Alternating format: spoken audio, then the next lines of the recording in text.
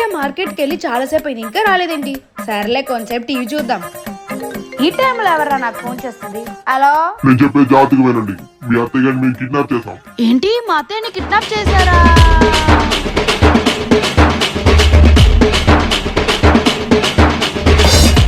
అయ్యో మా అత్తయ్యని కిడ్నాప్ చేశారా? అవును, అర్జెంటుగా 10 లక్షలు పంపించకపోతే మీ అత్తయ్య గారు పసక్. 10 లక్షల? అయ్యో మా అత్తయ్య గారిని ఏం చేయకండి, మాకున్నదే ఒకే అత్తయ్య. అలా అంటే అనుకున్నావా? పోరా చెప్ప 10 లక్షలు కాదు కదా, 10 రూపాయలు కూడా ఇవ్వను. ఆవిడ మీరే ఉంచుకోండి. డబ్బులు అలా తీసుకోవడం నాకు బాగా తెలుసు. ఇదేంటి వీడు మళ్ళీ ఫోన్ చేస్తున్నాడు? ఎన్నిసార్లు చెప్పాలి డబ్బులు ఇవ్వనని? ఇంకొకసారి చేసా అనుకో బొక్కలు ఎరగొడతాను. 10 లక్షలు ఇవ్వకపోతే మీ అత్తయ్య గారిని ఇప్పుడు వదిలేస్తా.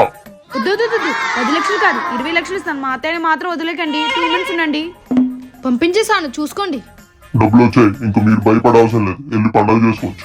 అమ్మయ్యా, డబ్బులు పోతే పోయింది, అత్తయ్య పేడ విరగడైపోయింది. మంచిగా పార్టీ చేసుకోవాలి.